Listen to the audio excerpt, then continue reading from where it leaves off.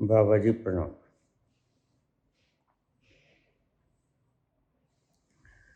श्री कृष्ण उस तल पर पहुंचकर भी धर्म युद्ध में इतने सक्रिय रहे, लेकिन बुद्ध या महावीर जैसे उस अवस्था पर जाकर अहिंसावादी हो गए। क्यों? एक ही अवस्था में दो दो अलग अलग कार्यविधियां हैं।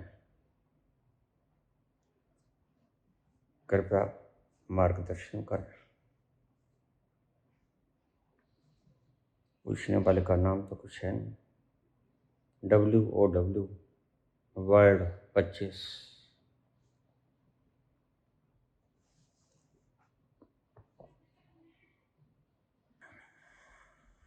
वैसे ये प्रश्न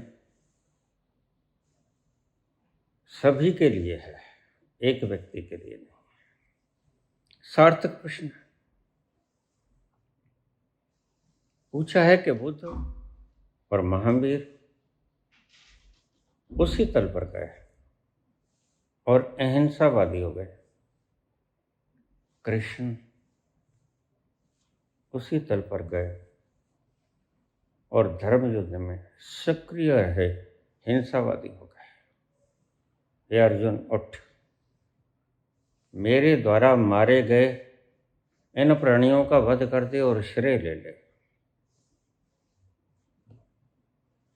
प्रश्न बड़ा प्यारा है।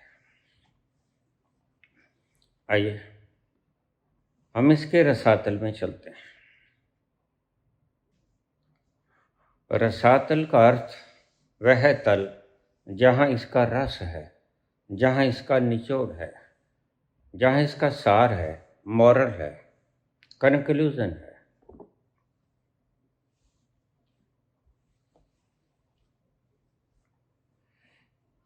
जिसने प्रश्न पूछा है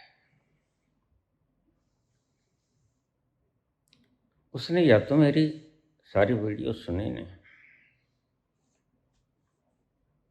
सुनी है तो गुनी नहीं, समझ नहीं आया होगा, सिर के ऊपर से गुजर गया होगा।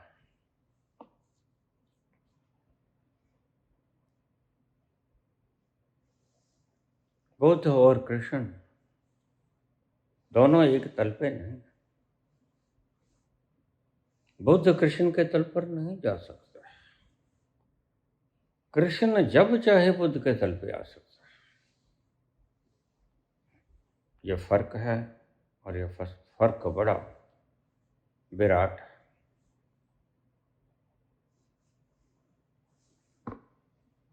मैंने सुस्पष्ट कहा है कि बुद्ध जल्दबाजी कर गए। करुणा के कारण मानवता दुखी थी। अब चूंकि बुद्ध को मिल गया है आत्मज्ञान,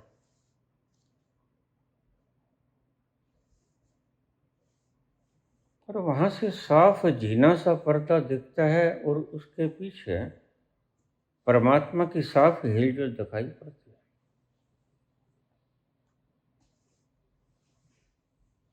मैं ये तो नहीं कहूंगा कि बुद्ध जानते नहीं कि परमात्मा है, लेकिन व्याख्या के लिए उन्होंने परमात्मा की जगह शब्द दे दिया प्रकृति।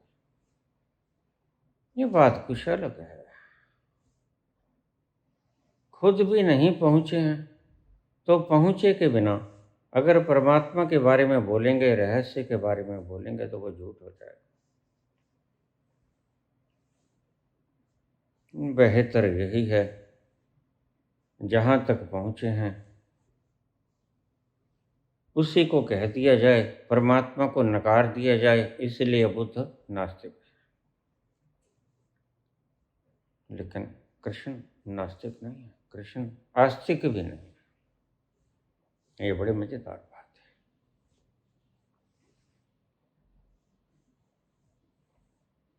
क्योंकि आस्तिक तुम उसे मानते हो जो परमात्मा को मानता है, कृष्ण मानते नहीं। कृष्ण तो उसका लुत्फ उठाते हैं, रस पीते हैं। कृष्ण जानते हैं कि परमात्मा है और मैं ही, अहम ब्रह्मस्मि, अनल।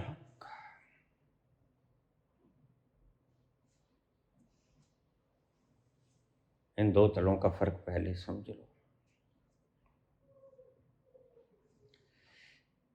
कृष्ण के तल में और बुद्ध के तल में समानता बिल्कुल भी नहीं है। बुद्ध के तल से दूर अभी यात्रा शेष है, तो कृष्ण का तल आएगा। इसलिए बुद्ध ने क्यों कहा कि परमात्मा नहीं है, ये तो मैं नहीं कह सकता, लेकिन ये पक्का है कि परमात्मा नहीं है। ये पक्का है कि उन्होंने परमात्मा तक गए नहीं है वो, और जब गए नहीं हैं तो व्याख्यान करने का कोई सवाल ही पैदा नहीं होता आचार्यों की तरह,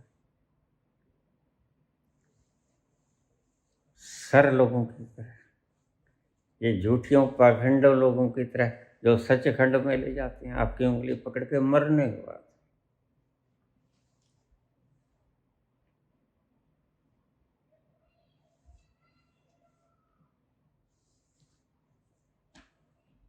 प्रश्न प्यारा है, दोनों एक तल पर नहीं हैं। पहला फर्क तो ये समझ लो। व्यक्ति का जो अंतिम तल होता है बुद्धि को छोड़ने के बाद, वो आत्म तत्व का ज्ञान होता है। और बुद्ध ने वो पा लिया बुद्धि को छोड़कर कि मैं कौन। बुद्ध जानते हैं मैं शरीर नहीं हूँ, मन नहीं, विचार नहीं, भावनाएं नहीं, ये इंद्रियां नहीं हूँ, ये उपकरण हैं, ऑपरेटर्स हैं। मैं नहीं हूँ ये, मैं जो हूँ वो इन सब का साक्षी हूँ। यहाँ तक वो आ गए, पर उसके आगे मुकाम है। मुकाम है वो जहाँ कृष्ण पहुँच गए। बुद्ध कभी भी अशांति का संदेश नहीं दे सकता है, और बुद्ध डरपोक भी नहीं है, क्योंकि बुद्ध ने जान लिया वह डरेगा जो अपने आप को शरीर मानेगा। जिसने अपने आप को उस अविनाशी तत्व की तरह नहीं देखा, विनाशी तत्व से पार नहीं देखा, वह डरेगा, भय खाएगा, कंपेगा। उसके लिए अभी मृत्यु है। इसीलिए बुद्धि से अध्यात्म के प्रश्नों का जवाब खोजते खोजते मार्कस नास्तिक हो जाएंगे, नीति से नास्तिक हो जाएंगे, चार्वाक नास्तिक हो जाएंगे, और इसका अंतिम परिणाम क्या निकलेगा? मार्कस कहेंगे परमात्मा नहीं है, धर्म अफीम का नशा है। नीचे कहेंगे परमात्मा नहीं है, गॉड इज डेड।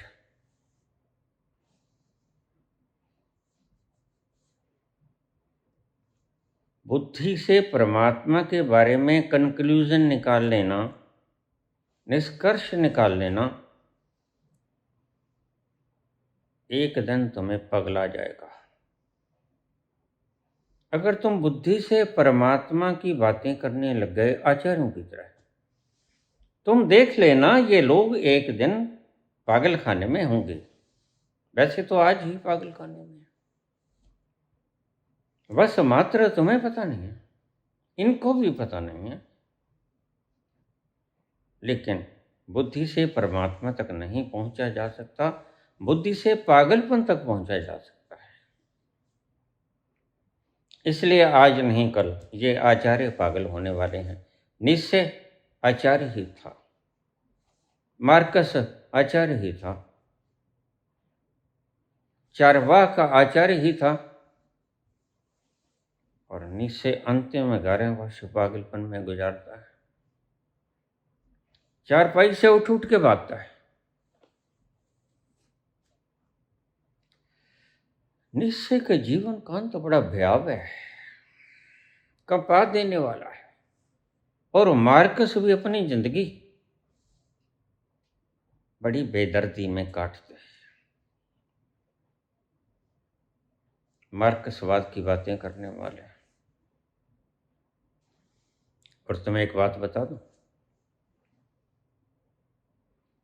इस धरती पर कभी साम्यवाद नहीं आएगा, आ ही नहीं सकता, क्योंकि परमात्मा ने समान सृष्टि बनाई। परमात्मा ने विभिन्न सृष्टि बनाई, अपनी सृजना में विभिन्नता डाली, तो तुम यकसा कैसे कर सकोगे?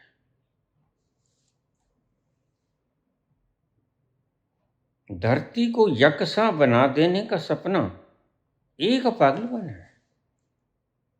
जरा सोचिए, तुम साधन तो बराबर दे सकते हो, बोलता तो मैं भी, लेकिन मैं कहता हूं सभी को बांट दो। ऐसा ना हो तुम्हारे ट्रंक भरे पड़े हों, गोदाम भरे पड़े हों, और कोई तुम्हारे गोदामों से बाहर भूख का मारा दम तोड़ दे।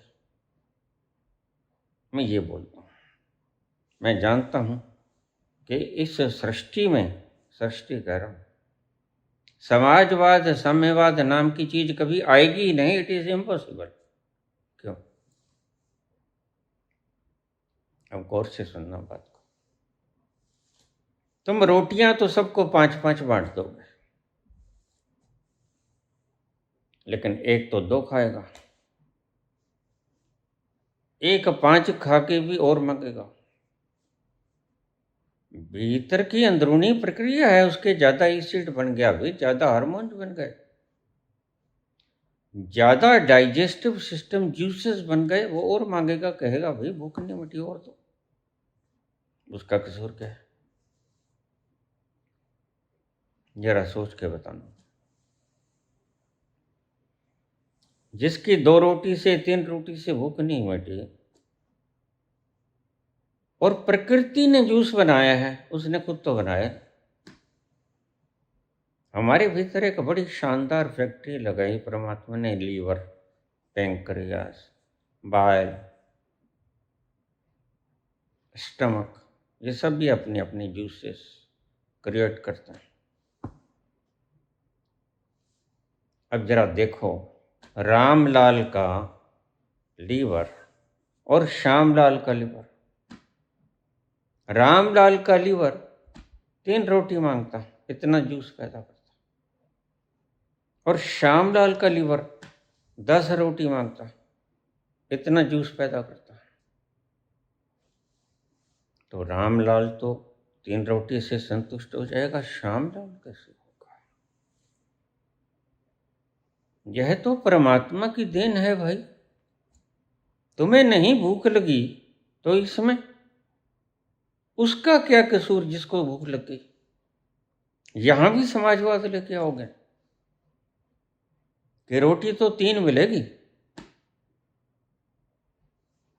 नहीं नहीं, तुम समाजवाद नहीं लेके आ सकते। धन का तुम बंटवारा कर सकते हो, साधनों का बंटवारा कर सकते हो, प्राकृतिक चीजों का बंटवारा नहीं कर सकते। कोई 3 घंटे सोकर सारी रात बैठ के बिताता है, और कोई सुबह 10 बजे किसी को उठाना पड़ता है।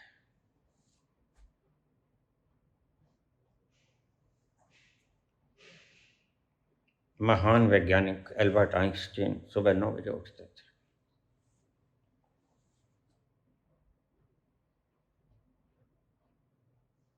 दस घंटे की नींद लेके 11 बजे सोना, सुबह 9 बजे उठना। और अपने घर वो एक सेवक रखते थे। उनका सेवक महीने 2 महीने से ज़्यादा काटता नहीं था उनके पास। क्यों? क्योंकि रात को सोते तो कहते, देखो बात ये है, तनख्वाह से 10-20 रुपए ज़्यादा ले लेना उस वक्त बहुत होते थे,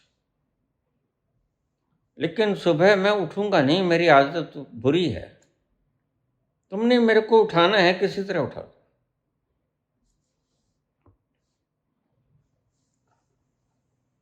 एल्बर्ट आइंस्टीन ने सिद्धांत दिया E=mc²। तो उसके पास कोई नौकर नहीं काटता, क्योंकि सुबह वो आराम से कहता, आइंस्टीन जी उठ जाओ, घूक मार रहा, गुराड़े मार रहा, थोड़ा सा हिलाता, डरता, और बज गए 11। कहते, तुमने मुझे उठाया क्यों नहीं?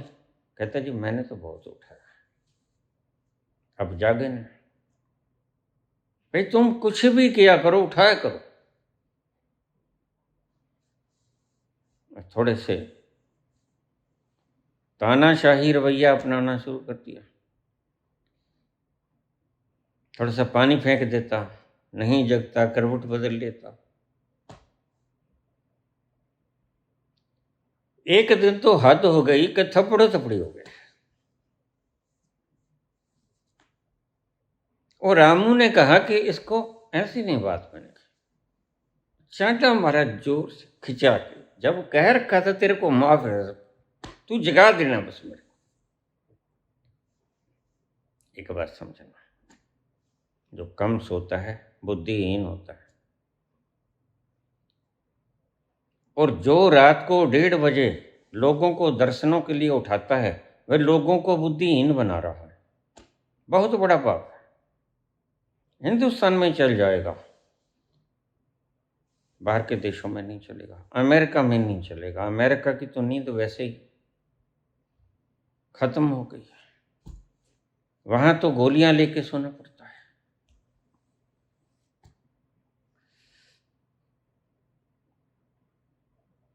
तो सेवक उसके चांटा मारे, पानी की पूरी बाल्टी करा दे, उसे कोई फर्क नहीं।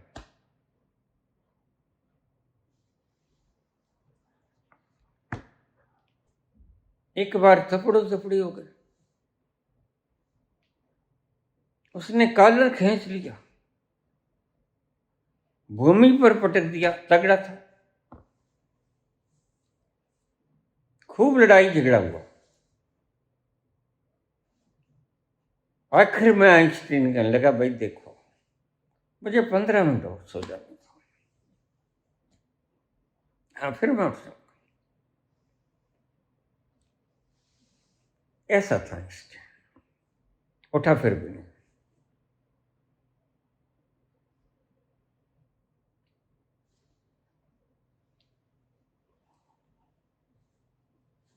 बुद्ध जिस तल पे गए हैं और कृष्ण जिस तल पे गए हैं, बड़ा फर्क है। बुद्ध ने अपने आप को पहचाना, बुद्ध कभी हिंसा कर ही नहीं सकते, क्योंकि बुद्ध, अब ये शब्दों को ध्यान से, हाँ इनको सर्कल में दे लो, क्योंकि बुद्ध स्वयं के तल में ही सीमित है। मैं कौन हूं? उससे आगे का एक तल और भी है, वह कौन है उसको नहीं जानते।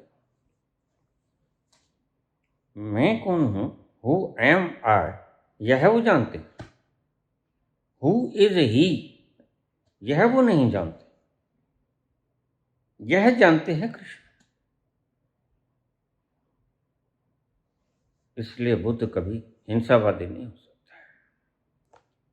अब एक पैमाना ले लो, जिसने अपने आप को जान लिया, उसका लक्षण है वह झूठ नहीं बोलेगा।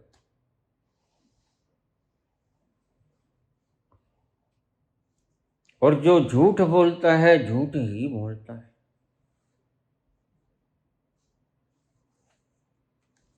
उसने अपने आप को जाना तो नहीं, लेकिन सिद्ध करने की कोशिश करेगा कि मैं अवतार हूं। इन फर्क को समझ लेना। बुद्ध ने जान लिया कि मैं कौन हूं, मैं शरीर नहीं हूं, तो बड़े प्यारे हो गए। उनके भीतर से करुणा उपजी। करुणा उपजी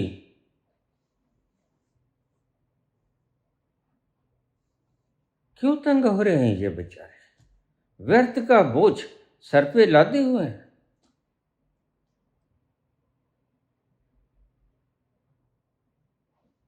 खुद को मैं समझ बैठे हैं। शरीर का बोझ, मन का बोझ, विचारों का बोझ, विकारों का बोझ, विषयों का बोझ, कितना बोझ सिर के ऊपर लेके चलते हैं और खोजते हैं खुद को, जबकि तुम ही हो। न तुम शरीर, न तुम विचार, न तुम भावना, तुम ही हो जिसे कहते हैं हु एम आई।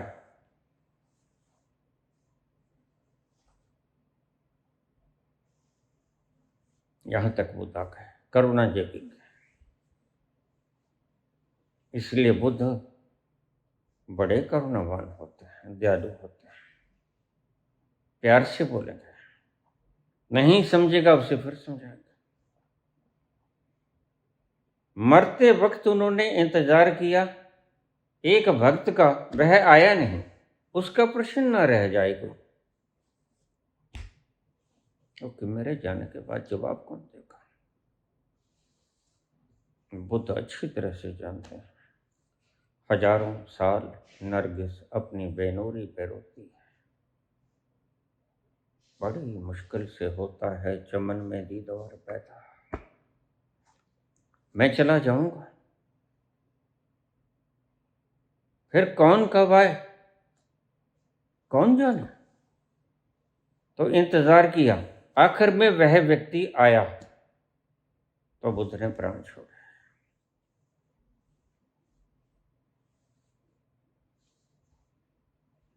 बुद्धों का अंतिम प्रयास होता है कि हम प्रत्येक व्यक्ति की शंका निवृत्त करके जाएं। कौन जाने फिर बुद्ध कब आएंगे, ठोकर मारकर सिंहासनों को, हीरे जवाहरातों के सिंहासनों को वनों में मांगकर खाएंगे। कौन जाने वो कब आएंगे।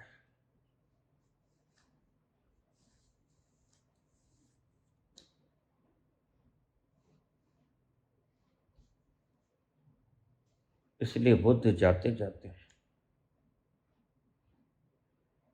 सभी के सवालों का, मुश्किलों का, तकलीफों का, गांठों का हल कर जाना चाहते हैं, क्योंकि बुद्ध जानते हैं एक ही हल है, to know thy self, who am I. ये जान लो, तुम्हारे सभी क्लेश, कष्ट, विकार, दुख, दर्द सब विदा हो जाएंगे।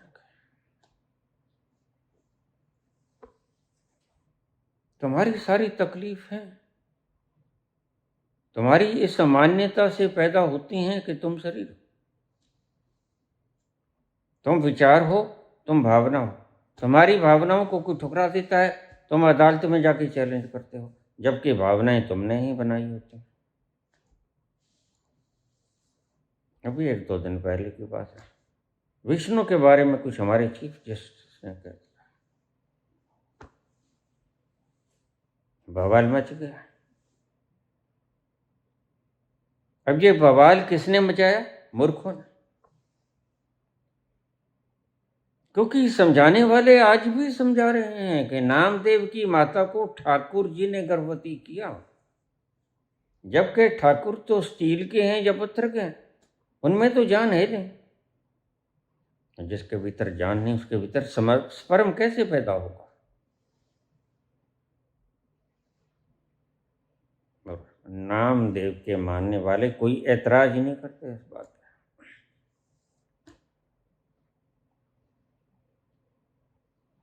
अब कुंती के साथ किसने संबंध बनाया, यह उजागर ना हो जाए क्योंकि राजघराने की है, तो फिर कह दिया सूर्य देव आए। जरा सोचो तो, जिसका ऊपरी सतही तापमान 5000 डिग्री सेल्सियस है, वो धरती पे उतर के कुंती के साथ सहवास करेगा तो कुंती भस्म न हो जाएगी, कुंती बचे।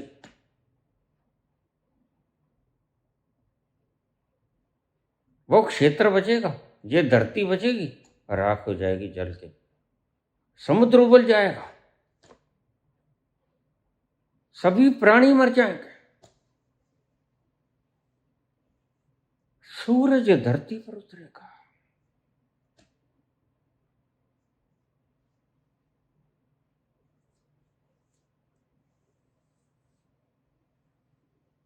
लेकिन बात छुपाना है, और अंधभक्त कुछ भी मानने को तैयार बैठे हैं, कुछ भी कहें। अच्छे दिन आएंगे आएंगे।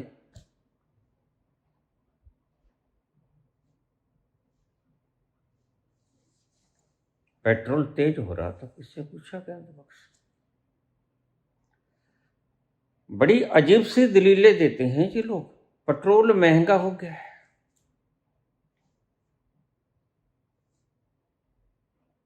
वह उत्तर देता है मरा मरा सा, हड्डियां ही हैं। वो कहते फिर तुम कारों का इस्तेमाल क्यों करते हो, साइकिल पे आया करो, वर्जिश भी हो जाएगी, एक पंथ दो काज, शरीर भी चुस्त दुरुस्त रहेगा, भूख भी अच्छी लगेगी, नींद भी बढ़िया आएगी, थक जाओ। एक बार में कितने काम सिद्ध हो गए, एक तीर से कितने शिकार हो गए। तुम कारों पे जाते क्यों? अरे भाई, जिसने 100 किलोमीटर जाना है वो साइकिल पे जाएगा, क्यों तुम पाषाण युग में लेके जाते हो बंदे को? और फिर कहता अगर ये तो 500 भी हो जाए तो मैं तो लूंगा। बस अब क्या करूं, अब सिंहासन पर बैठा कोई और है। सिंहासन पर मैं होता तो मैं 2 लाइनें लगा लेता, एक के ऊपर लिखा होता भक्तों के लिए, एक के ऊपर लिखा होता साधारण जन के लिए। भगत है तो 500 रुपये वाला डलवा दो, सरकार के खाते में चला जाएगा। साधारण है तो जो आज का भाव है उस खिड़की पे चले जाओ तो तुम देखते भक्तों वाली खिड़की के ऊपर कोई भी नहीं होता।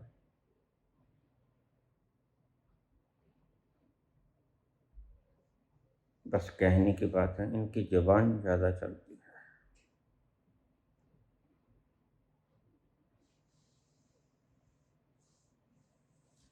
विष्णु के बारे में कहते गवई तो बेचारे, इनका काम नहीं धर्म का। इन्होंने तो बौद्ध धर्म अपना लिया, बस धर्म के बारे में कोई ज्यादा ज्ञान नहीं। किताबी ज्ञान है, और किताबी ज्ञान तो थ्योरेटिकल होता है, प्रैक्टिकल ज्ञान इनमें नहीं। लेकिन मैं जवाब देता हूं इन भक्तों को, विष्णु है, मुझे मेरे से बात को, विष्णु है, लक्ष्मी है,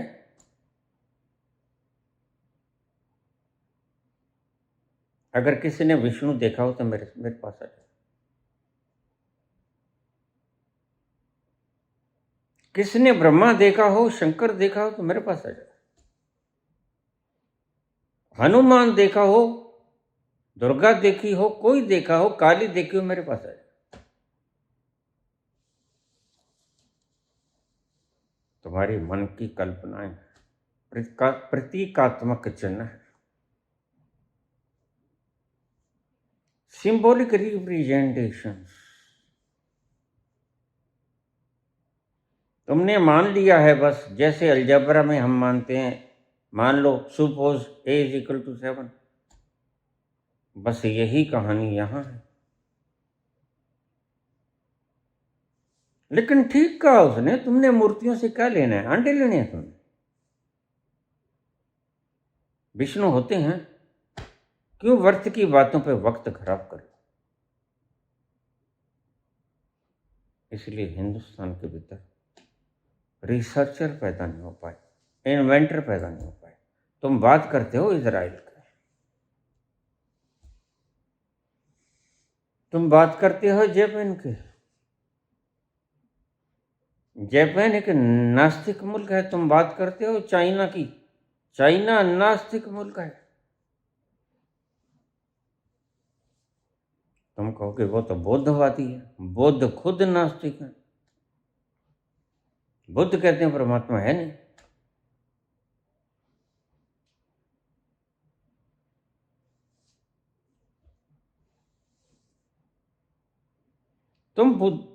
तुम विष्णु के ऊपर इतना विवाद किए हो। कोई व्यक्ति सिद्ध कर सकता है कि विष्णु है? सिद्ध तो छोड़ो, देखा है?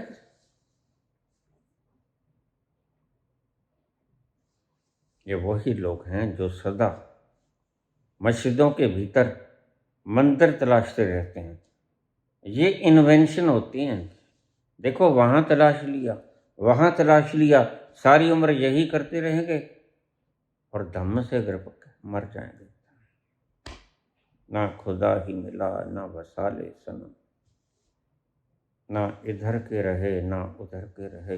राम नाम सत्य है, एक बंदा कट है।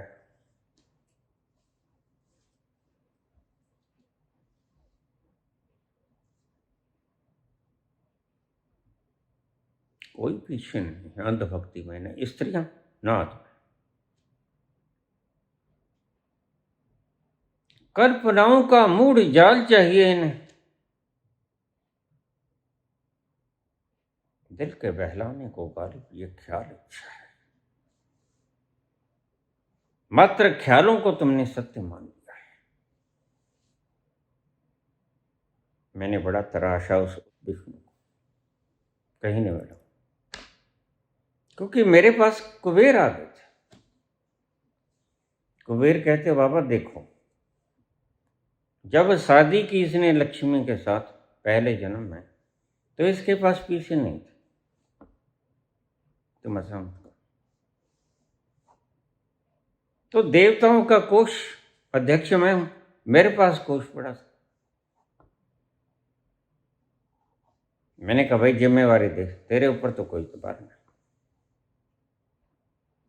जैसे तैसे करके बोले गया पीछे, अब मोड़ता नहीं, वापस नहीं करता। बाबा एक बंदे तुम ही हो जो दिला सकते हो, तो मेरे पैसे दिलवा दो ना इससे। मैंने कहा मैं ढूंढता हूं उसको, आज तक नहीं मिला मुझे। अगर तुम्हें मालूम हो तो मुझे बता दो जरा। भी जाके पहले चुकती करके आपने पैसे।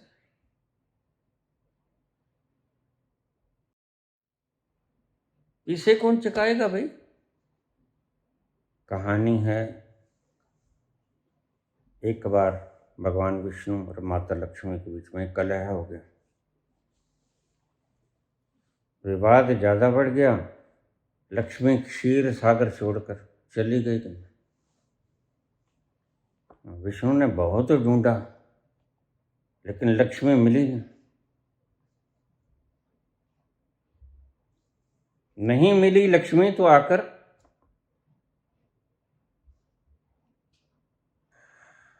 वेंकटेश्वर पर्वत, तिरुपति जी आंध्र प्रदेश में, वेंकटेश्वर में रहने लगे। क्या करें बेचारा, क्षीर सागर छोड़ दिया। भगत उनको क्षीर सागर में तलाश रहे हैं। वो यहां वेंकटेश्वर में बैठे हैं।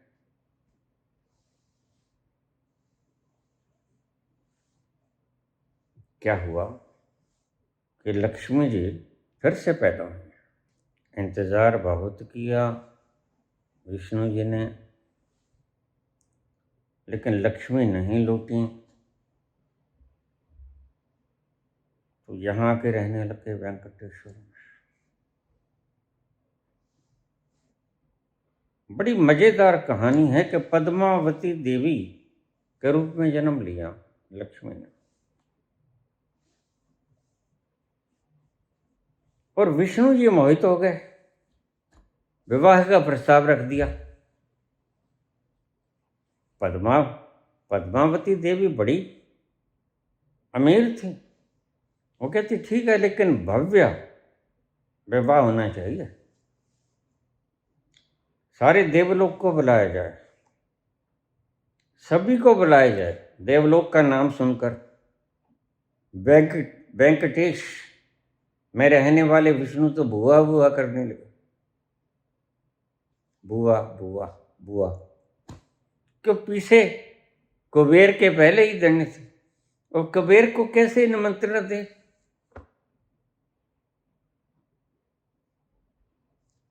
उन्हें कहा कोई बात नहीं, अपन बुला लेंगे, चलो तुम शादी के लिए हाँ करो। पद्मावती देवी ने हाँ कर दी। ठीक, वेंकटेश, महाराज वेंकटेश का विवाह निश्चित हो गया। कुबेर भी आए, आमंत्रित किया गया था।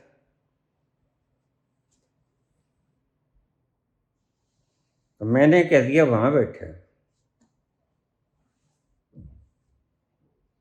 तो कुबेर वहां चले गए, देखते विष्णु ने कहा देखो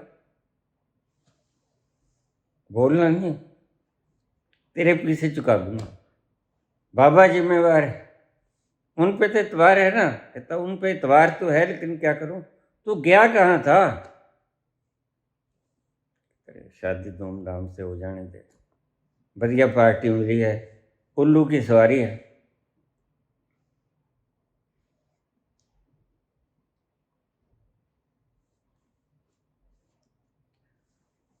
तो शादी धूमधाम से क्या होनी थी, तभी लेना था। ऋण कर्जा ज्यादा धूमधाम से होनी थी तो कहते फिर ऐसा करो तुम, देने तो पहले भी हैं, कई बार लेके मुकर गए पैसे पूछे, तो अब तुम थोड़ी सी धनराशि ज्यादा दे दो, इकट्ठे मोड़ दूंगा, देखो बड़ी आसामी है, इससे ही मांग लूंगा, सारी धन दौलत इसके पास ही होती है। तो समझ आ गई, उसने और पैसे दे दिए।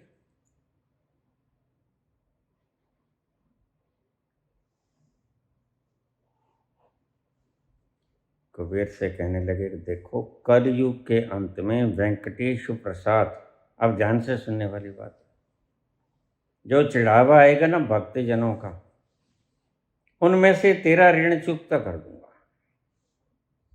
कलयुग भी आ गया, वेंकटेश्वर के पास सबसे ज्यादा पैसे हैं, सबसे ज्यादा चढ़ावा आता है,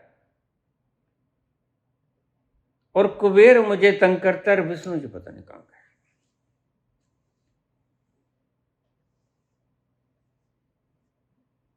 अब ये भक्त जन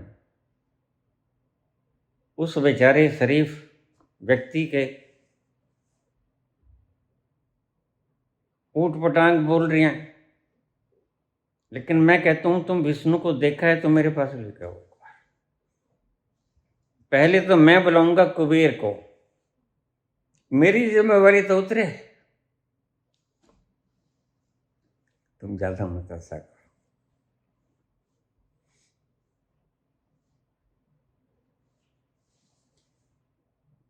सनातन से हिंदू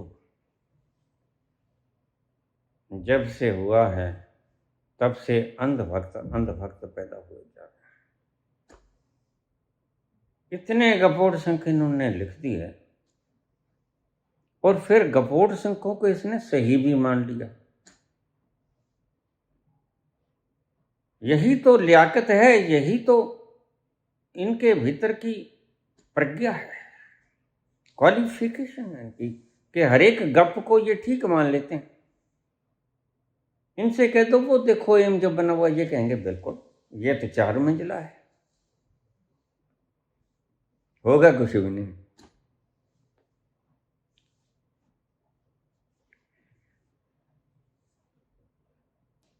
बुद्ध आत्मज्ञानी है, बुद्ध ने जान लिया कि मैं कौन, लेकिन उससे आगे एक रास्ता है। वह कौन है? Who is he? वह रस रूप जिसका उपनिषदों में वर्णन है, रसो वैसा, वह कौन है? अगर बुद्ध थोड़ा सा आगे चलते उस रस रूप को जान लेते, वहां जाकर तमन्नाएं समाप्त हो जाती हैं, जीने तक की तमन्ना समाप्त हो जाती है। महावीर भी उसी स्थान पे पहुंच गए। तुम बुद्ध और महावीर को यकसा मत गिना करो। महावीर कृष्ण के बराबर के हैं, विपरीत छोर पे। कृष्ण बात करते हैं समर्पण की, महावीर बात करते हैं संकट की, लेकिन दोनों एक छोर पे हैं। बुद्ध अलग हैं थोड़ा, बुद्ध आगे चले नहीं, महावीर आगे चले, इसलिए 12.5 साल लग गए। बुद्ध को 6.25 साल में मिल गया। इसलिए बुद्ध और कृष्ण को एक ही तल पर मत समझना। जो बात बुद्ध कहेंगे वो कृष्ण की बात नहीं होती। बुद्ध अहिंसा ही बता सकते हैं, हिंसा नहीं बता सकते। तो क्या कृष्ण हिंसावादी हैं? नहीं।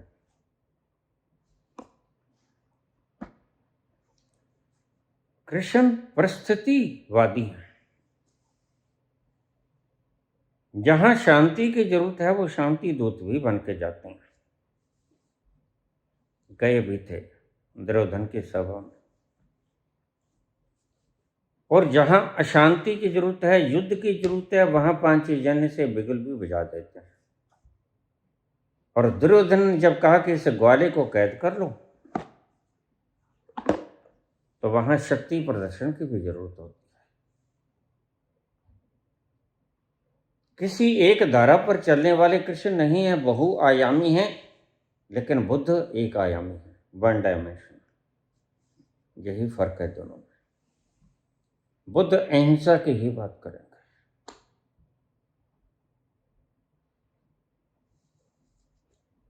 कृष्ण मल्टी डायमेंशन है, वो सब समेट लेते हैं। भगवान राम भी 12 कला 14 कला संपूर्ण बताते हैं, लेकिन कृष्ण 16 कला संपूर्ण है। जितनी कलाएं होती हैं उतनी ही कलाएं वह झूठ भी बोल लेते हैं, वह हिंसा भी करेंगे। वक्त पे जिस चीज की जरूरत होगी वही करेंगे। तो मैं थोड़ा सा वहां एक चीज छोड़ गया था, समाजवाद कभी नहीं आएगा, साम्यवाद कभी नहीं आएगा। एक 3 रोटी खाएगा सारी उम्र पर, एक 10 रोटी खाएगा सारी उम्र, समाजवाद कहां से आएगा? एक चल भी ना सकेगा, एक दौड़ सकेगा मैराथन की, एक कुश्ती लड़ेगा और जीत जाएगा, वर्ल्ड चैंपियन होगा। एक बेचारा कुश्ती लड़ने के योग्य नहीं होगा, जन्म जाति ही पोलियो से ग्रस्त होगा। समाजवाद तो तुम कभी लेके आ ही नहीं सकते, क्योंकि तुम संसार में सिर्फ बराबर बांट सकते हो। जो परमात्मा ने तुम्हें पदार्थ दिए हैं उनको बराबर बांट सकते हो, लेकिन परमात्मा के विधान को कैसे बांटोगे?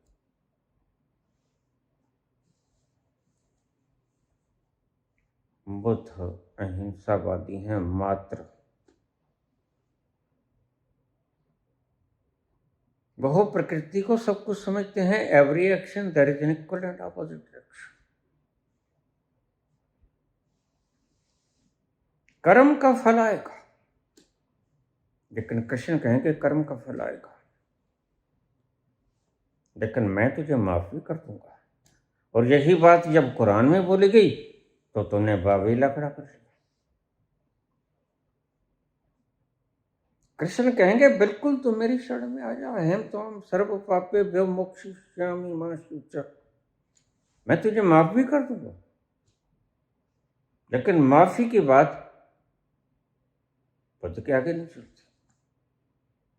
बुद्ध कहेगा अपदीपो भव, लेकिन कृष्ण कहेंगे नहीं नहीं, तुम अपना रास्ता बन ही नहीं सकते।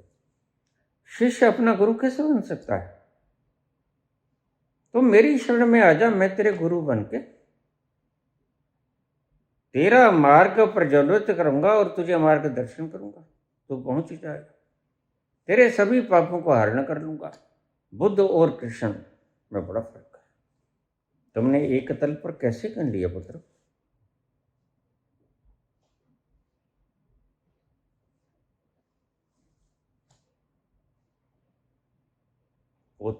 बुद्ध का लेवल कृष्ण के लेवल से बड़ा भिन्न है।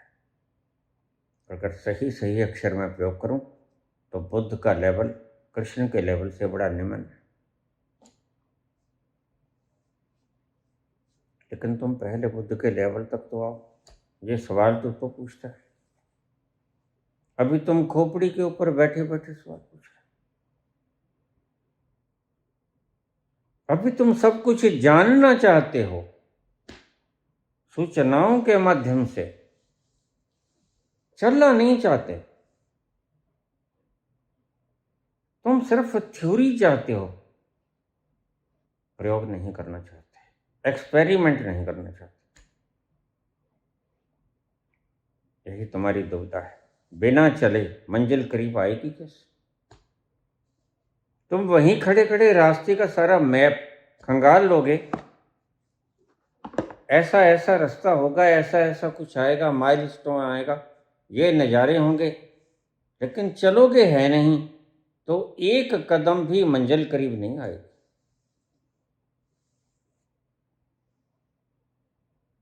बस यही है तुम्हारे हालात। पूछा है कि दोनों एक ही तल पर हैं। एक अहिंसावादी है और एक अहिंसावादी हो जाता है।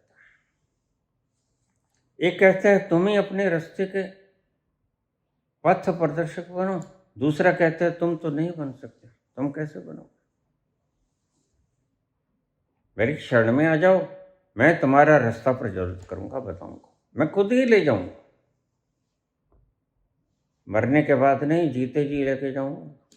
कृष्ण कहते हैं मरने के बाद नहीं, मैं तुम्हें जीते जी लेके जाऊंगा, उंगली पकड़ के उन रास्तों पे तुम मेरे साथ हो गए, मैं तुम्हें जीते जी सचखंड लेके जाऊंगा।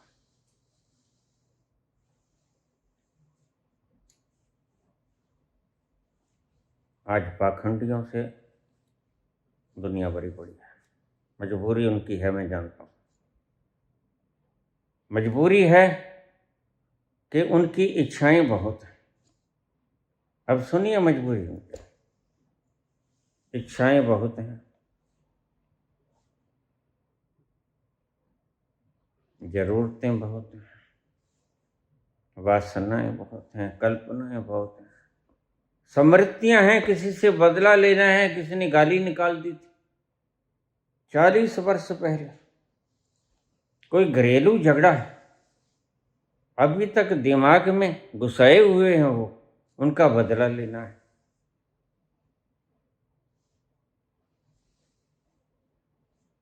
तुम बुद्धि से ही काम लेते हो,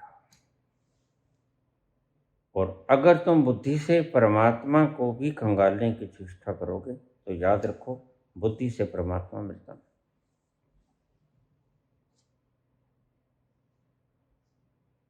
फिर पागल होने के सिवा और कोई चारा ही नहीं, रास्ता ही नहीं। तुम पागल ही हो जाओगे। नीचे मरा, मार्कस बुरी हालत में मरा।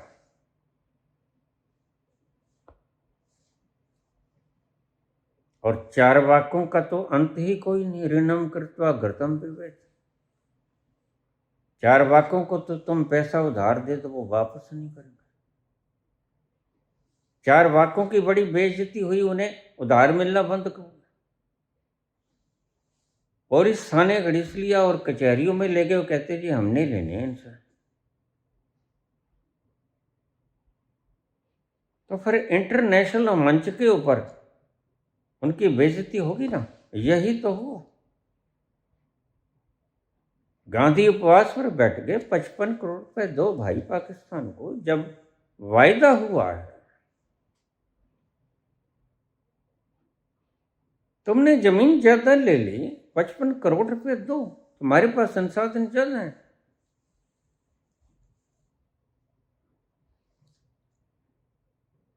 तो एक देशभक्त ने आके गोली मार दी,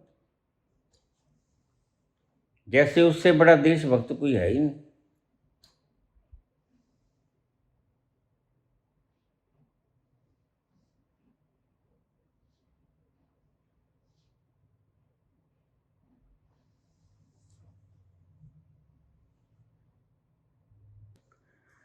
मेरे पास बहुत से भगत आते हैं, बाबा घर में झगड़ा रहता है घर वाले के साथ। मैंने कहा तुम चिंता मत किया करो, जब विष्णु जी और लक्ष्मी जी में झगड़ा हो जाता है, पर तुम तो आम इंसान हो, थोड़ा सा उनसे शिक्षा ग्रहण किया करो। झगड़ा तो उनके भी होता है, ये झगड़े चलते ही रहते हैं। जहां भी कमिटमेंट होगी वहां झगड़े होंगे।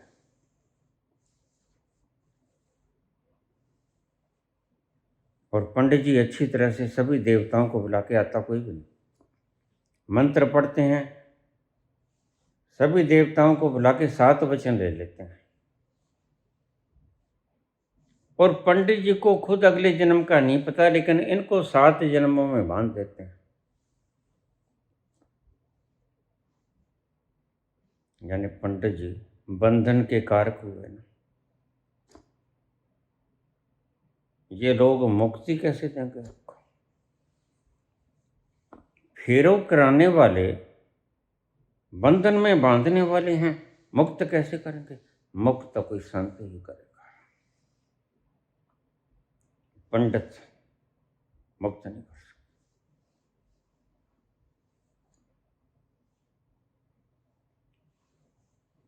प्रश्न पौराणिक है, तुम्हारी मान्यता है, मान्यताओं के ऊपर आधारित है। न तुम्हें बुद्ध का कुछ पता, न तुम्हें कृष्ण का कुछ पता, लेकिन संक्षेप में बता दूं कि बुद्ध प्रकृति पर भरोसा करते हैं, नियम के भीतर चलते हैं, जैसा करोगे वैसा भरोगे।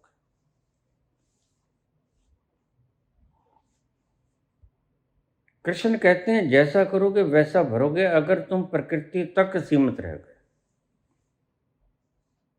ध्यान से सुन लेना कृष्ण की बात, ये मॉरल है। अगर तुम प्रकृति तक ही सीमित रह गए तो जैसा करोगे वैसा भरोगे। यानी अगर तुमने कर्म कर्ता भाव से किया तो भोगना भी तुम्हें ही पड़ेगा।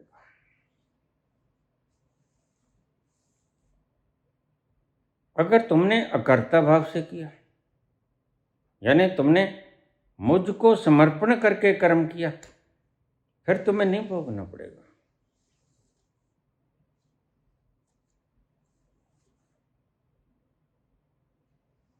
कृष्ण कहते हैं मैं नियमों से पार और हैं।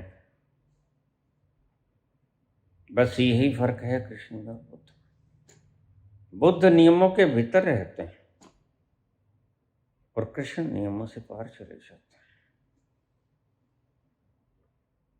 कृष्ण कहते हैं मुझे कोई नियम बांधता नहीं, मैं आजाद हूं, मैं मुक्त हूं।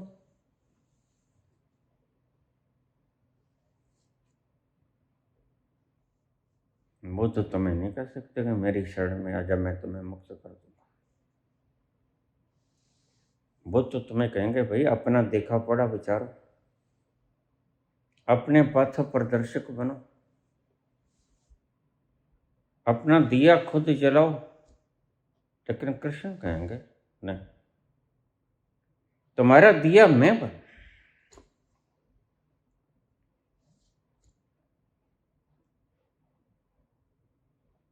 मैं बनूंगी पिया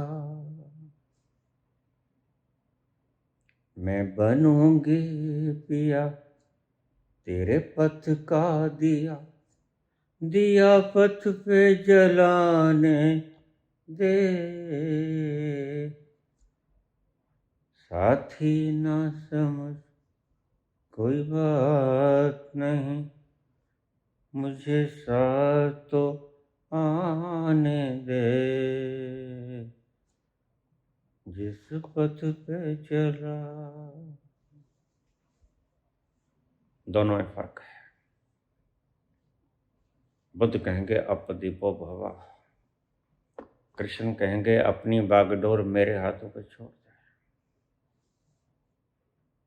अपना दीपक खुद मत बन, मेरे हाथों में सौंप दे अपने जीवन की कमान। मैं तेरे पथ का दिया बनकर तेरा मार्ग प्रज्वलित करूंगा। मैं तुम्हें बताऊंगा कैसे मैं तुम्हें चलाऊंगा। मैं तुम्हें नचाऊंगा, जैसा नचाऊंगा वैसे नच लेना। और अंतिम बात कहूं तुमसे,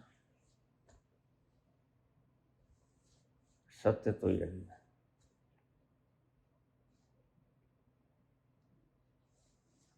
पहले बुद्ध के मार्ग पे आना पड़ता है, फिर बुद्ध का मार्ग छोड़ना पड़ता है। एक दिन बुद्ध के मार्ग से भी तुम थक जाओगे,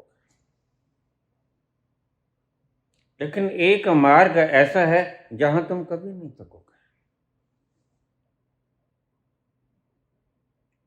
वो मार्ग है कृष्ण का।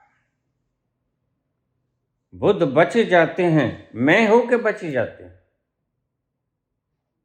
मैं शरीर नहीं हूं, मैं भावना नहीं हूं, मैं विचार नहीं हूं, लेकिन मैं हूं, साक्षी होके बचे जाते हैं बुद्ध। लेकिन कृष्ण साक्षी होके भी नहीं बचते। कृष्ण कहते हैं बस मैं ही मैं ही मैं हूं, मेरे सिवा कोई दूसरा नहीं। तो बुद्ध नियमों में चलेंगे, बुद्ध कहेंगे नियमों से पार तुम चल ही नहीं सकते, चलना भी मत। कृष्ण कहेंगे तुम नियमों को छोड़ो, मेरी शरण में आ जाओ। कृष्ण कहेंगे तुम पापी हो, तुम पुण्यात्मा हो, तुम समर्थ हो, तुम असमर्थ हो, तुम असहाय हो, लेकिन बात तो यह है कि तुम मेरी शरण में आओ। नियमों से पार की बात है जो कभी आचार्य तुम्हें नहीं समझा पाएंगे। आचार्य बात करेंगे बस बुद्ध के तल तक, ज्यादा से ज्यादा। खुद का आपा उन्होंने देखा नहीं होगा, अंधों की तरह बुद्ध की बातों तक ही आएंगे, और कृष्ण की बातें भी अगर बताएंगे तो शाब्दिक रूप से बताएंगे। अनुभव के रूप से नहीं बताएंगे, अनुभव तो उन्हें कुछ भी नहीं।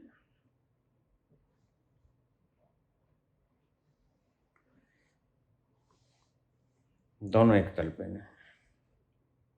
बुद्ध के मार्ग से तुम एक दिन थक जाओगे और तुम देख, इसीलिए तो बुद्ध तो खत्म हो गया।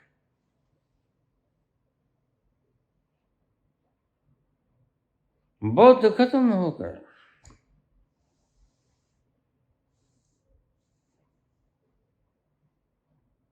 बड़ी प्यारी कहानी है कि बुद्ध के पास स्त्रियां गई। कहानी मजेदार है, लेकिन इसका अर्थ नहीं तुम्हें पता, सुनी होगी बहुत बार। स्त्रियां गई, कहती हैं हमें भी भिक्षुनी बना लो, हमने क्या बिगाड़ा।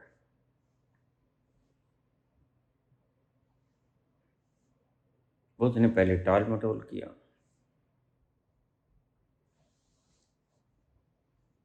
लेकिन स्त्रियां नहीं मानी। तो गौतमी आ गई। गौतमी कौन? जिसने बुद्ध को पाला था।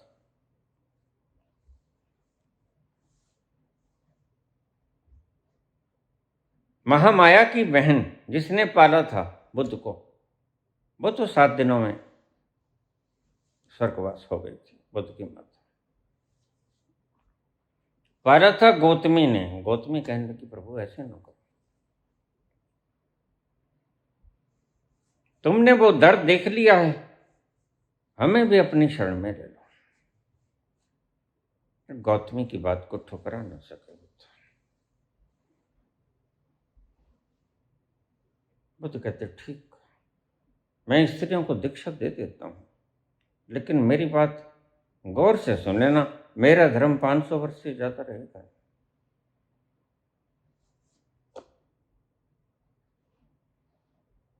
क्योंकि बुद्ध जानते हैं मेरा मार्ग संकल्प का मार्ग है, स्त्री का मार्ग समर्पण का मार्ग है। समर्पण का मार्ग संकल्प में मिल जाएगा तो खिचड़ी बन जाएगा।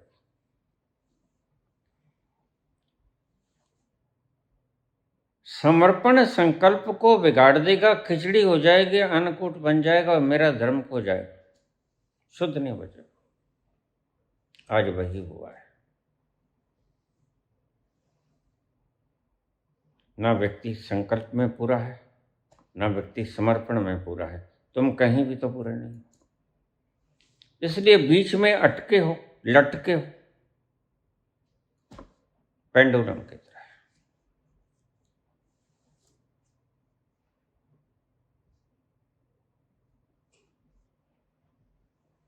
बुद्ध कर्मों का फल प्रकृति पर छोड़ते हैं। अब ये गौर से सुन लेना बात।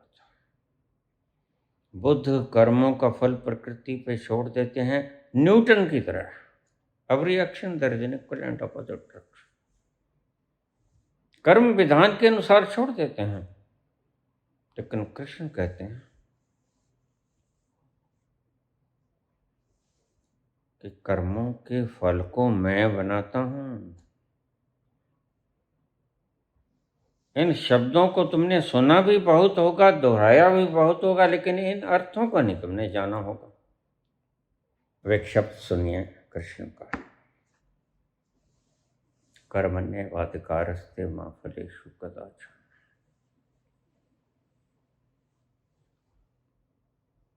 पहला शब्द बुद्ध का आ गया, अपने दीपक स्वयं बनो, अपदीपो भव। कर्मण्येवाधिकारस्ते, तू कर्म कर, तू कर, अपना पथ प्रदर्शन खुद कर, दूसरे को अपने जीवन में मत आने दे, तू खुद स्वतंत्र होके कर्म कर। लेकिन कृष्ण जो अगला सवाल बोलते हैं, बात बोलते हैं, उसका अर्थ तुमने कभी सपने में भी नहीं सोचा होगा, ना ही किसी शास्त्र ने लिखा होगा, ना ही किसी गुरु ने तथा कथित तो पहुंचने वाले ने बताया। मां फलेषु कदाचन, मतलब प्रकृति की बात ही नहीं करते, वो मैं की बात करते हो। मां फलेषु कदाचन, फल तो मैं दूंगा। फिर यानी कृष्ण ये भी कह सकते हैं कि फल तो प्रकृति देगी, एक्शन का रिएक्शन आएगा, प्रकृति के हिसाब से आएगा, और उतना ही आएगा जितने वेग से तुमने गेंद फेंकी दीवार पे, उतने ही वेग से आएगा, उसी अनुपात में आएगा। लेकिन कृष्ण का यह मतलब तुम समझे नहीं सका। कृष्ण का थोड़ा थोड़ा मतलब बाइबल ने समझा, क्षमा करना, कुरान ने समझा।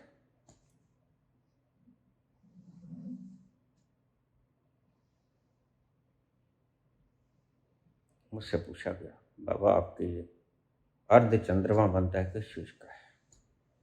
तो मैं बता दूं, बताना नहीं चाहता था, लेकिन कल रमेश ने पूछ लिया तो मैंने बता दिया। मैंने कहा एक को बता दिया तो सभी को बता दिया।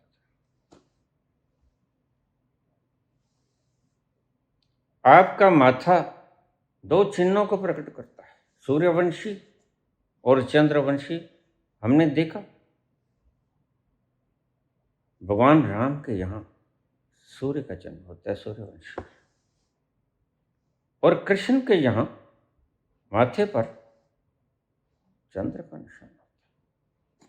ये हमने डाल लिए आज, लेकिन एक्चुअल में ये सत्य में होते हैं। जो मर्यादित भाव से चलता है उसके माथे के ऊपर सूर्य का चिन्ह होगा, गोलाकार। जो शांत भाव से चलता है, कृष्ण की तरह जीवन जीता है, वह सूर्यवंशी नहीं चंद्रवंशी हो गया। तो उसके यहां चंद्र का निशान हो जाएगा। माथा बहुत कुछ बतला देता है, हाथ भी बहुत कुछ बतला देता है। देखने वाले कहाँ रह गए? माथा भी बहुत कुछ बतला देता है। तुम्हारी चलने की चाल ढाल, बॉडी लैंग्वेज बहुत कुछ बतला देती है, लेकिन देखने वाले हैं नहीं, खत्म हो गए। किस नक्षत्र में जन्मे, नक्षत्र के किस पार्ट में जन्मे, किस चरण में जन्मे, आपकी जिंदगी का बहुत कुछ पता चल जाए। यह मात्र ढकोसले नहीं थे, यह सत्यता विज्ञान है, विज्ञान की तरह सत्य है। जैसे आज यहां से रिमोट कंट्रोल के द्वारा दिशा बदली जा सकती है, चंद्रयान 3 की, चंद्रयान 2 की, अपोलो की, और वो रेंज तुम्हें दिखती भी नहीं। बस ऐसा ही ये है, ये दिखता नहीं। तुमने भी देखा होगा शिव चंद्रवंशी, बस गलती खा गए, शिव को जूड़े के ऊपर इन्होंने चंद्रमा दिखा दिया, जबकि चाहिए था माथे के ऊपर।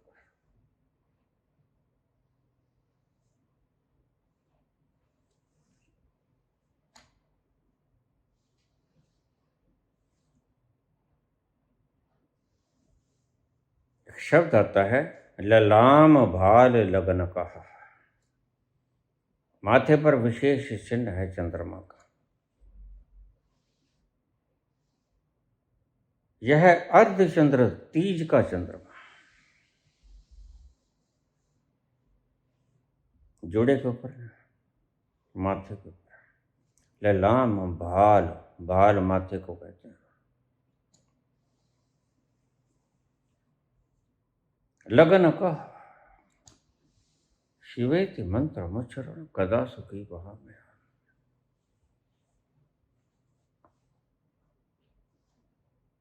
संकेत बताते हैं, जैसे बॉडी लैंग्वेज बताते हैं। माथा बहुत कुछ बताता है, हाथ बहुत कुछ बताता है, लेकिन देखने वाले आज खो गए।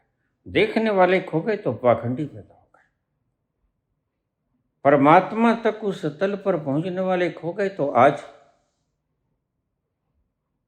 राधे राधे का प्रचार करने वाले खड़े हो गए। चलो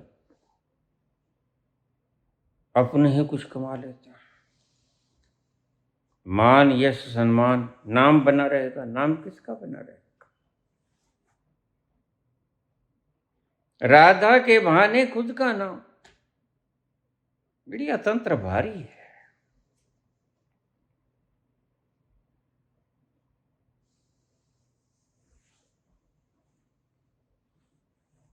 कर्मण्येवाधिकारस्ते मां फलेषु कदाचन, अब इसका अर्थ समझिए, आखिरी शब्द है। तू कर्म कर, अंतस। जैसे एक शिष्य कहता था मेरे से दीक्षा लेता था, समझ नहीं आता तुम अंगूठा लगा दो क्या मुक्त कैसे हो जाएंगे? भीतर नहीं उतरती बात, ये भीतर नहीं उतरेगी बात, क्योंकि तुम्हारी बुद्धि चलती है नियमों से, हिसाब किताब से। और ये सृष्टि, सृष्टि के पार नियंता सर्जनहारा नियमों में नहीं चलता, यद्यपि जो बनाता है वो नियमों में बनाता है, खुद नियमों से पार है। तो कृष्ण कहते हैं कि फल तो मैं दूंगा। इसका अर्थ क्या है तुम समझे? कभी कभी गौर किया तुमने? नहीं तो वह भी बुद्ध की तरह कह सकता था, कि कर्म ही अपना फल देंगे? उसने क्यों कहा कि कर्मों का अधिकार तू मुझ पर छोड़ दे, तू सिर्फ कर्म कर, कर्मण्येवाधिकारस्ते। अब देखिए, इसको सुन के जाना।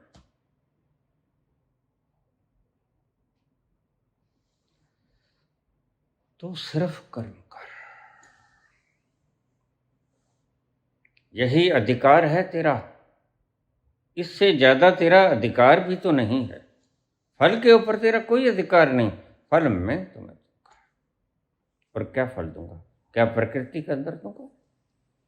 नहीं, ये बड़ा टेढ़ा मसला है, गड़बड़ाओगे।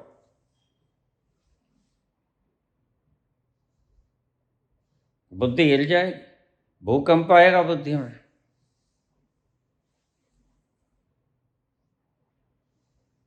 मां फलेषु कदाचन। मैं चाहूं तुझे प्रकृति के हिसाब से दंड दे दूं जो विधान में दर्ज है, और मैं चाहूं तो तुझे माफ कर। ये गले से नीचे न उतरे। यही अर्थ है इसका। तुमने सारी उम्र गीता पढ़ी, ना सोच सकते हो, ना तुम्हारी बुद्धि इस बात को अपना सकती है। ये वही बात भीतर नहीं उतरती, लेकिन सत्य यही है। जब वो करता है, वही फल भी देता है, और फिर तुम्हारी बुद्धि बड़ी हो हल्ला मचाती है। ये कैसे हो सकता है? ये तो अन्याय हो गया कि नहीं? मैं अंतिम बात बता दूं। अपनी ही सृष्टि के साथ वो खेल रहा है। किसी को बिगाड़े, किसी को बनाए, तुम उसमें खलल नहीं डाल सकते। क्या दासी पूछ सकती है मुझे दासी क्यों बनाया, रानी क्यों नहीं बनाया?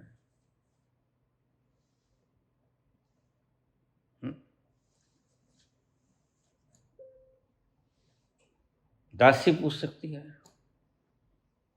क्या सेवक पूछ सकता है मुझे सेवक क्यों बनाया, दास क्यों बनाया, मुझे राजा क्यों नहीं बनाया? बड़े सवाल हैं जो उठेंगे, और बड़े सवाल हैं जो अनसॉल्व्ड रह जाएंगे। मिस्ट्री, अनसॉल्व्ड मिस्ट्री, वो यही सवाल है। तुम जैसे तैसे जोड़ तोड़ के जवाब दे दोगे। तुम्हारे ब्राह्मणों ने यही तो किया। देखा कुछ है नहीं, जिन्होंने देखा वो जाना। आपे खेल खेल खिलौड़ी, आपे खेलन हारा हो।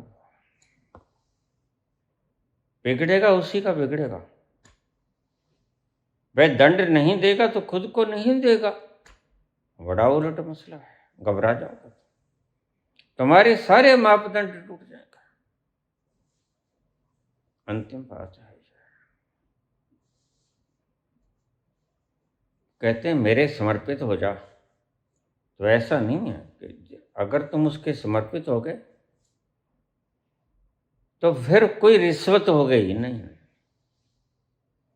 जब सब उसका ही है तो वह पुरस्कार देगा तो अपने को ही देगा। अंधा बांटे रेवड़ियां, मुड़ मुड़ अपने को ही दे। अब और कोई है ही नहीं दूसरा लेने वाला।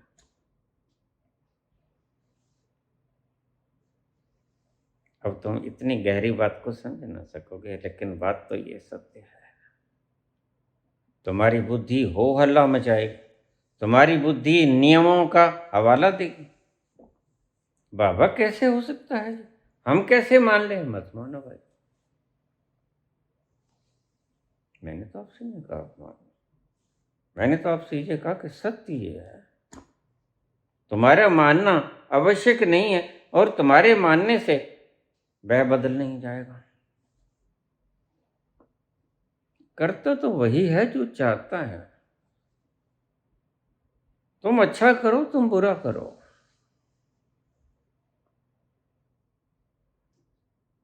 फल तो मैं ही दूंगा तुम्हें।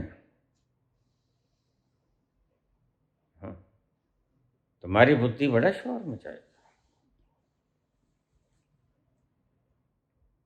और बुद्धि शोर मचाएगी, इसलिए संत कहता है इस बुद्धि को शोर मचाएगी। जहां जूती उतारो वहां बुद्धि को रख दो, क्योंकि शोर मचाएगी। सत्य को देखकर बुद्धि शोर मचाती है, उसका काम ही शोर मचाना है, विपक्ष की तरह। लेकिन कृष्ण कहेंगे नहीं, ये अर्जुन तो उठ। क्यों मार दिया कृष्ण ने दूसरों को? तुम्हारे पास कोई जवाब नहीं होगा इस बात का, क्यों बचा लिया? उसकी इच्छा, तेरा पाना मीठा लाख। जिन्होंने सत्य के दर्शन किए वह शुभ में और अशुभ में समान रहता है। क्यों? क्योंकि वो है ही नहीं। इसलिए कल के प्रवचन में मैंने बोला कि बाबा कहते हैं वार्या ना जावा एक बार, जो तुध पावे साईं पलिकार। इसका अर्थ बाबा कहते हैं मैं तो एक बार भी वारा नहीं जा सकता तेरे पे। क्यों? क्योंकि मैं हूं ही नहीं। जब से देखा है मैंने अपनी सच्चाई को, पाया है कि मैं नाम की कोई चीज ही नहीं, मैं हूं ही नहीं। फिर वारा कौन जाएगा? समर्पित होने के लिए भी तो कुछ तो चाहिए। तुम थोड़े से तो बचो। लेकिन बाबा कहते हैं वारा ना जावा एक बार। मैं तो इतना भी नहीं हूं कि मैं आपके ऊपर जरा भी नहीं हूं, जर्रा भी नहीं हूं, जो आपके ऊपर वारा जाऊं, जो समर्पित हो जाऊं। मैं तो हूं ही नहीं उतना। जो तुध पावे सोई पलिकार। बहुत अंत तक पहुंचने वालों में बाबा नानक। और कृष्ण कहते हैं तो मेरी शरण में आ जा। और लव से कहते हैं वह जो करता ठीक करता है और भले के लिए करता है। क्या घस गया तुम्हारा? क्या खो दिया तुमने? बस सिर्फ दावे टूट गए। तुम लुटे, तुम पिटे, लेकिन सच में लुटे, सच में पिटे। था तुम्हारा कुछ? तुम्हारा कुछ नहीं। तुमने एक जर्रा रेत का बनाया नहीं। अभी कल ही मैंने कहा श्याम मानव कहते हैं 30 लाख दूंगा। 30 लाख रुपए में तुम्हारी रेत का एक जर्रा कोई बना के दिखाता है। 30 करोड़ में बना के दिखाता। सारी धरती का सब दे दूंगा, एक जर्रा रेत का बना के दिखा दे, हवा का एक कण बना के दिखा दे, पानी का एक बिंदु बना के दिखा दे, तो मैं 30 लाख की बात करता हूं।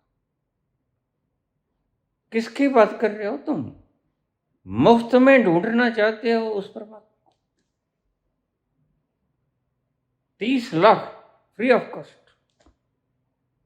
कितना माजना है 30 लाख का? तुम्हारी मान्यताओं में माजना होगा सिर्फ, सत्य में इसका कोई माजना नहीं है। परमात्मा के लिए कोई माजना है क्या? जिसने बनाया सर्व सृजना को, बस फिर आखिर क्या होता है?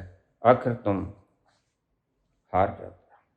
तुम्हारी बुद्धि सोचना बंद कर देती है और तुम क्या कहते हो? छोड़ परे, वो है ही नहीं। नास्तिक बनने का और कोई कारण नहीं है। तुम वहां तक पहुंच नहीं सकते, तुम खो नहीं सकते अपने आप को पूरे का पूरा। और आखिर में तुम्हारी बुद्धि क्या निष्कर्ष निकालती है, निचोड़ निकालती है कि वो ही नहीं। बचे रहोगे, लेकिन कहाँ बचे रहोगे? दुखी, दरिद्र, दर्द, पीड़ा, रोग, कष्ट, क्लेश, इनसे ग्रसित होके जीना भी कोई जीना होता है। अभी कल ही मैं एक वीडियो सुन रहा था। ये 3 देशों के जो चीफ हैं किम उन, उत्तर कोरिया, और रशिया के पुतिन और ट्रंप, तीन कोशिश करते हैं कैसे हम, अब आदमी 75 साल जीता है, 150 साल तक जिए, इनका कोई मुश्किल नहीं।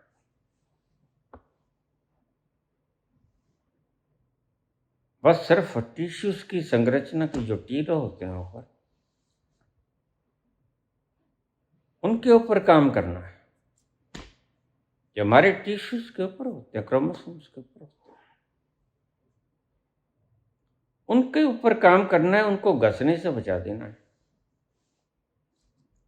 उनके ऊपर कोई तरकीब खोजनी है। तुम 75 साल से 150 साल कर सकते हो, 1500 साल भी कर सकते हो। भगवान राम ने 10,000 साल तक राज किया, यह बात सत्य भी हो सकती। लाखों सालों तक किसी ने तप किया, यह बात सत्य भी हो सकती है। आज बुद्धि नहीं मानती, छोड़ो। लेकिन ये बात नहीं है। मैं कहता हूं तुम सारी उम्र जिंदा ही रहो, मरो ना कभी, लेकिन अमृत का घूंट एक बार भी ना पियो, तो क्या वो जिंदगी है?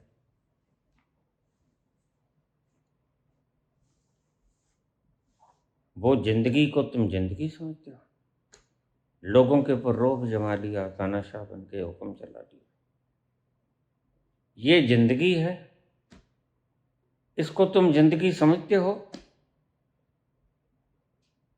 काश काश तुम संतों के उस तल पर एक दफे पहुंच जाते।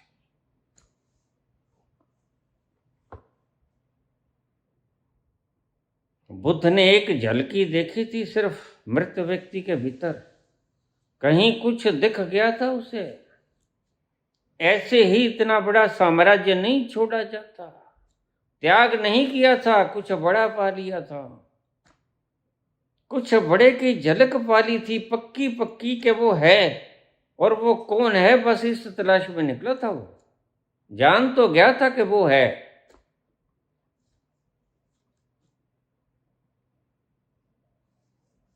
तुम करोड़ साल जियो, क्या आपत्ति है? लेकिन अगर ऐसे ही बने रहे तुम अपने आप को सुखी समझते हो? मिस्टर पुतिन, किम उन, ये ट्रंप, तुम अपने आप को सुखी समझते हो? नहीं। संत से पूछेगा तो संत कहेगा इनसे बड़ा दुखी कोई है ही।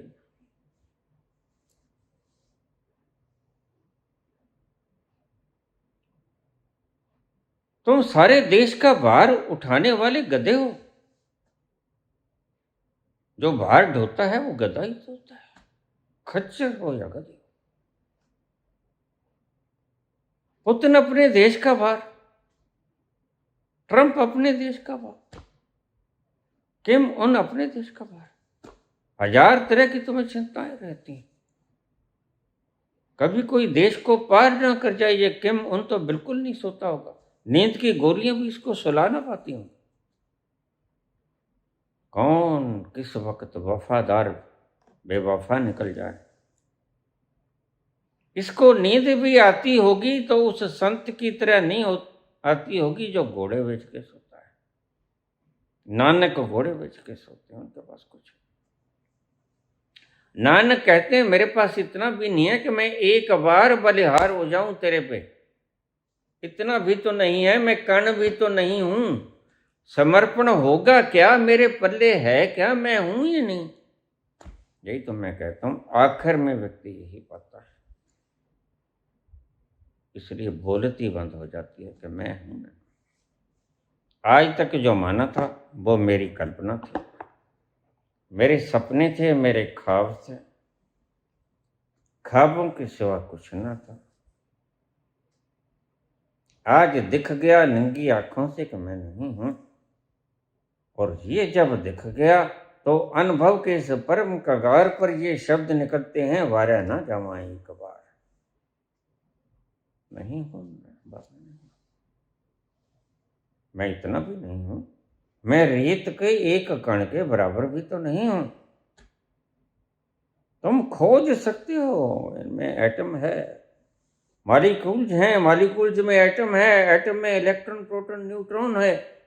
तुम ये खोज सकते हो कि सूरज से फोटोन निकलता है और 8.25 मिनट लगते हैं वहां से आने में धरती। इतनी दूर है, ये तो खोज सकते हो, लेकिन क्या तुम दूरी को घटा बढ़ा सकते हो? ये तुम्हारे क्वेश्चन, तुम कुछ नहीं कर सकते, तुम बेबस हो, यू आर हेल्पलेस, तुम लाचार हो। ये पागलपन की बातें छोड़ो, 30 लाख दो के 30 करोड़ दो, मूर्खों के लिए तो ये ठीक है। ये नाव की टोपी पहने धीरेन्द्र शास्त्री के लिए तो ये ठीक है। ये गप बोलता है, ये झूठ बोलता है। ये प्रेमानंद के लिए तो सही है, राधे राधे कहने से नहीं मिलता वो शांत, शोर ज्यादा हो जाता है सर। ये इन मूढ़ों के लिए तो सही है, लेकिन क्या करोगे नानक का, क्या करोगे कबीर का, क्या करोगे कृष्ण का, जो वास्तव में वहां पहुंच गए, जो सच्चे हैं। आचार्यों का कुछ कर सकते हो, सर लोगों का कर सकते हो, क्योंकि वो बुद्धिवादी हैं, सब बातें बुद्धि से सोच के बताएंगे, तोड़ तोड़ के, एनालिसिस करके, टुकड़ों में बांटेंगे। बुद्धि टुकड़ों में बांटती है और अस्तित्व टुकड़ों को जोड़ता है। अस्तित्व योग, कर्मसु योग कौशल, योग तुम्हें जोड़ता है, और बुद्धि युक्त चीज को तोड़ती है, खंडों में विभाजित करती है। इस शब्द ने अब तुम्हारी खोपड़ी अवश्य हिलाई होगी, लेकिन जिन्होंने समर्पण करने का आनंद पाया है वो कहेंगे भलो भयो हरि ईश्वर, बहुत बढ़िया। सर से टली बला, तुम कहते हो राधे राधे, राम राम। कबीर कहते हैं ये तो शुभ घड़ी आ गई कि हरि बिसर गया, तस्बी माला हाथ से गिर गई, भलो भयो हरि बिसरो, सर से टली बला।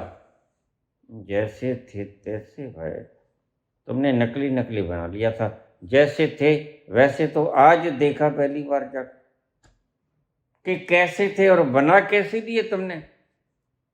तुम क्या से क्या हो गए, भरम टूट जाता है, वहां जाके टूटता है। खोपड़ी में बैठे बैठे भरम नहीं टूटता, आचार्य लोग खोपड़ी में बैठे बैठे भरम तोड़ देते हैं। चलो सुहाना भरम तो टूटा, जाना कि हुस्न क्या है। चलो सुहाना भरम तो टूटा, जाना कि हुस्न क्या है। कहते हैं जिसको प्यार दुनिया, क्या चीज क्या बला है। दिल ने क्या क्या सहा, बेवफा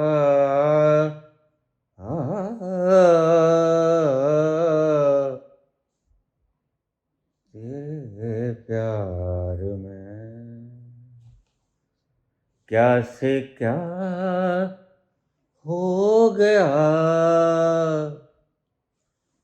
बेवफा, ये बेवफा है।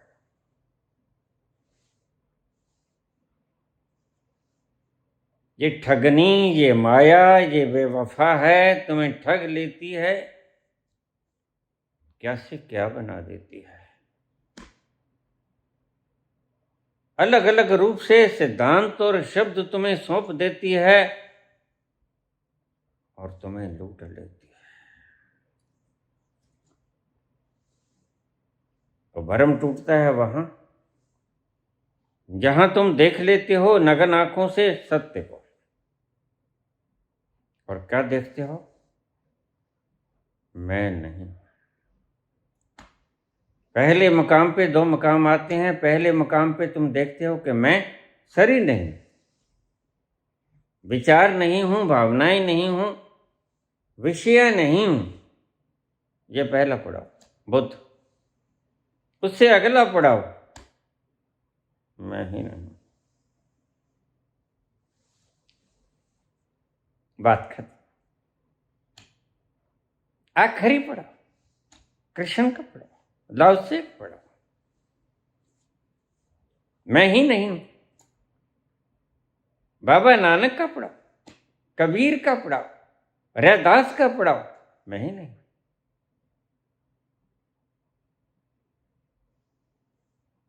तुम कंप जाओगे।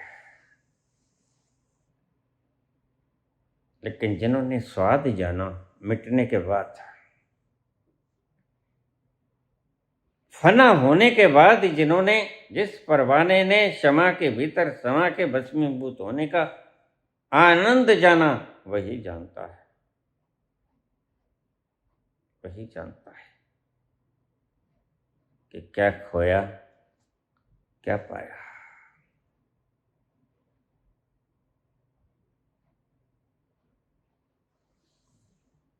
धन्यवाद।